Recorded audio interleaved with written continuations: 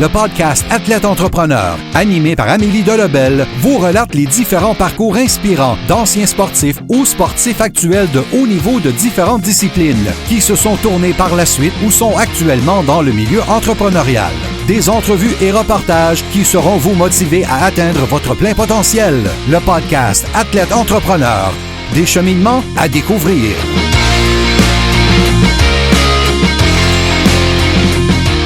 Bonjour à tous, c'est votre hôtesse Amélie Delobel et je suis très heureuse de vous accueillir sur mon podcast Athlète Entrepreneur pour cet épisode 045. Athlète Entrepreneur est un podcast qui a pour but de motiver les athlètes ou anciens athlètes qui souhaitent se lancer en affaires.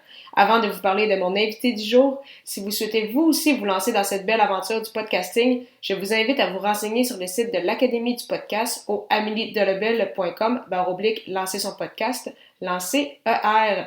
Le lien se retrouve dans les notes de cet épisode. Aujourd'hui, j'ai la chance de discuter avec Hassoun Camara, un ancien joueur de soccer qui a pris sa retraite en novembre 2017 après plusieurs saisons avec l'Impact de Montréal. Le Français de 33 ans, qui a obtenu 124 départs et disputé près de 11 000 minutes de jeu avec l'Impact en MLS, ne se tient pas moins occupé pour autant. En effet, quelques mois après sa retraite, il s'est joint en février 2018 à l'équipe de TVA Sport. Il a lancé son livre « Saisir sa chance » en mars 2019, en plus de faire plusieurs conférences un peu partout au Québec. L'ancien défenseur possède également 3 entreprises, soit la chaîne de restaurants africains Osez en France, le centre de soccer Le Parc à Montréal, ainsi que le magazine Victoire. Sans plus attendre, je vous laisse à cette entrevue avec Hassoun Camara. Bonne écoute! Alors, je suis actuellement avec mon invité Hassoun Camara. Hassoun, comment ça va? Ça va très bien. Bonjour. Ma première question, en fait, c'est est-ce que tu pourrais nous expliquer un peu c'était quoi ton parcours dans le monde du soccer et les raisons qui ont fait en sorte que tu as commencé ce sport? Disons que j'ai commencé le soccer à l'âge de 11 ans en France, où j'ai évolué en tant qu'amateur et pour le plaisir en tant que tel. Et puis, j'ai fait en sorte de développer ma passion parce que j'aimais beaucoup ça grâce à mes parents, entre autres. Et de fil en aiguille, j'ai évolué en 4e division en France, qui était encore le niveau amateur, mais qui se rapprochait, disons, du monde professionnel. Et puis, de là, j'ai signé professionnel à l'Olympique de Marseille, où je suis resté 2 ans. Par la suite, à Bastia, en Corse. Et puis, une période difficile de chômage, j'ai envie de dire, en tant que joueur, pendant 6 mois, où après, par la suite, j'ai rebondi et venu à l'Impact de Montréal pour vivre pleinement la carrière de joueur de soccer. Puis, lors de ton parcours, quel a été en fait le moment le plus difficile? Puis, justement, qu'est-ce que tu as appris de cet épisode-là? C'est vrai que c'est sûr que quand on développe une passion, on fait tout pour arriver à atteindre son rêve, c'est-à-dire devenir joueur de soccer. Mais quand on joue à la télé ou dans les stades, on voit le beau côté, mais il y a beaucoup de sacrifices et de difficultés qu'on vit quand on entreprend tout simplement. Et on n'est pas sur une carrière de 10, 12, 15 ans, on n'est pas à l'abri justement de pépins, que ce soit les blessures, le fait de ne pas avoir de club. Et ça a été mon cas pendant un moment, après une blessure où je me suis retrouvé au chômage. Et c'est vrai que c'était délicat. Ce n'était pas la période la plus belle de ma vie, c'est sûr. C'était très difficile parce qu'on quitte un grand club comme Bastia pour se retrouver avec rien du jour au lendemain. Et puis là, tu dois rentrer chez tes parents, tu dois faire en sorte d'y croire, même si autour de toi, on te dit que c'est peut-être la fin et qu'il faut aller travailler. Mais voilà, c'est le fait de vouloir faire, la persévérance, la résilience qui fait que tu arrives forcément à trouver un chemin et à une issue à toute difficulté. Quand ça a été l'heure justement de prendre ta retraite, est-ce que ça a été difficile pour toi justement de mettre fin, comme tu dis, à ta passion ou justement c'était une décision réfléchie puis tu étais prêt justement à passer à cette autre étape?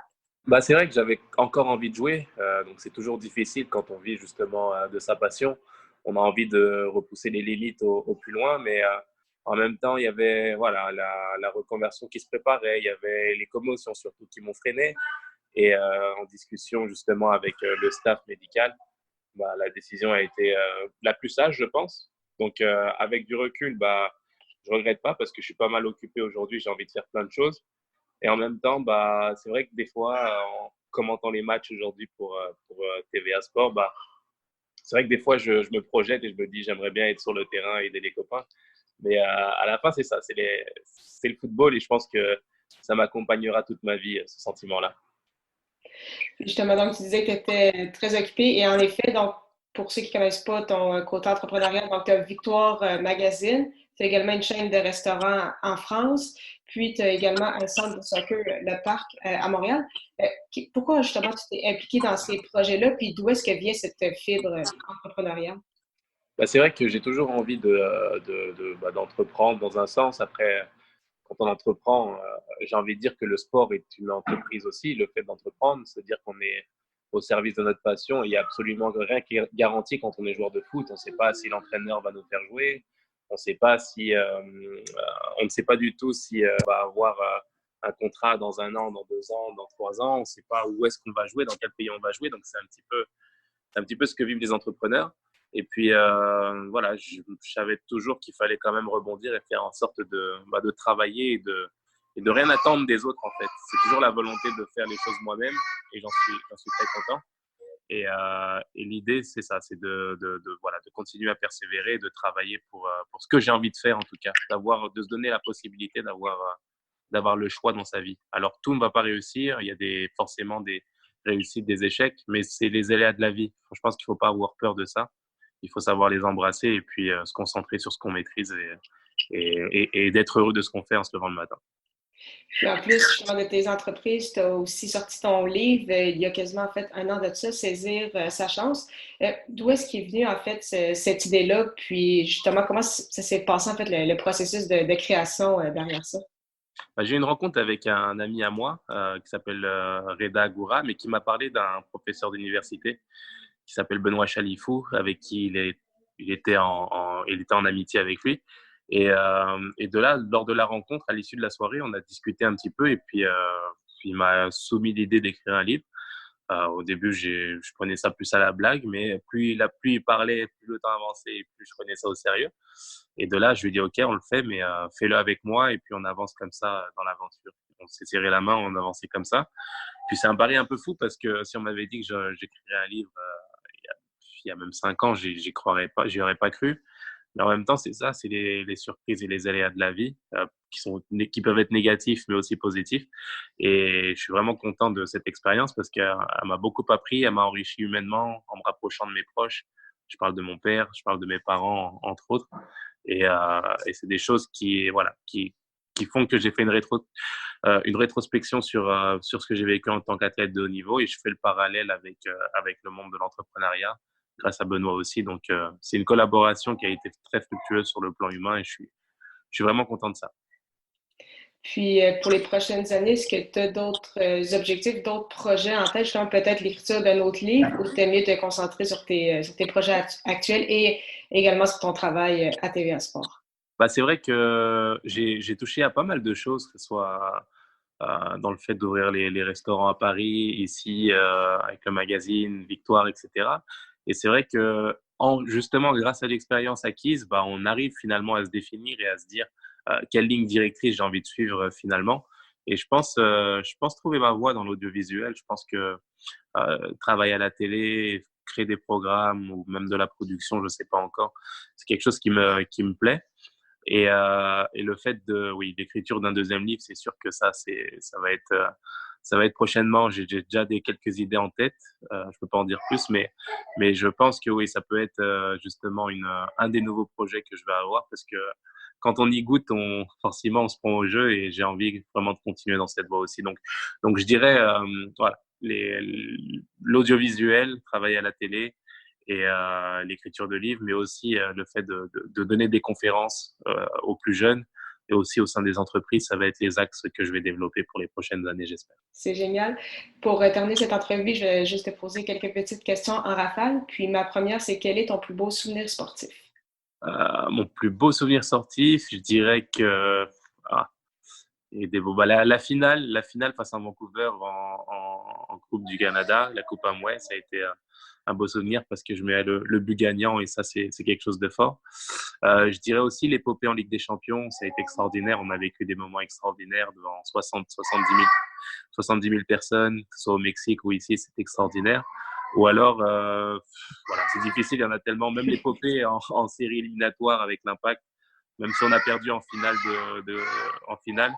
ça a été quand même une belle épopée et quelque chose qui n'a jamais été fait. Donc, c'est des beaux souvenirs.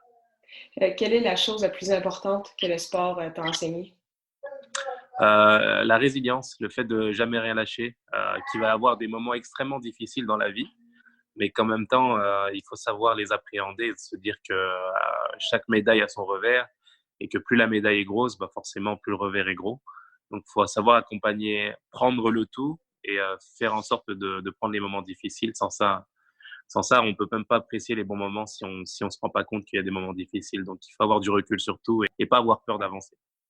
Parfait. Puis ma dernière question, c'est quel serait ton meilleur conseil pour un athlète ou un ancien athlète qui souhaite se lancer en affaires? Bah, je dirais de croire en soi, que ce soit au niveau du sport ou au niveau de l'entrepreneuriat. On va être à chaque fois mis au défi, remis en question, ça va être très difficile. Il y a beaucoup il y a beaucoup de difficultés quand on entreprend et quand on fait des choses. Et à la fin, vaut mieux être la seule personne à croire en soi devant un parterre de personnes qui vous disent que vous êtes moyen, que vous n'êtes pas bon, plutôt que d'avoir 1000 personnes autour de vous qui vous disent que vous êtes le meilleur, vous êtes la meilleure, et que paradoxalement, il n'y a qu'une personne qui n'y croit pas, c'est vous-même. Donc, c'est vraiment important de croire en soi, peu importe qui il y a en face. Mais c'est parfait, c'était tout pour moi. Donc, merci beaucoup encore une fois pour ton temps. C'était vraiment très, très apprécié. C'est un plaisir, merci. Et bon courage pour ton parcours aussi. Merci beaucoup. Merci. Merci beaucoup encore une fois à Hassoun Camara pour son temps et en souhaitant que vous ayez apprécié ce 45e épisode officiel d'Athlète Entrepreneur. Pour écouter mes dernières entrevues, rendez-vous sur mon site internet au ameliedelebel.com/podcast. Si vous avez des questions, n'hésitez pas à me contacter comme toujours. Merci encore une fois pour votre confiance et à la semaine prochaine pour une autre entrevue.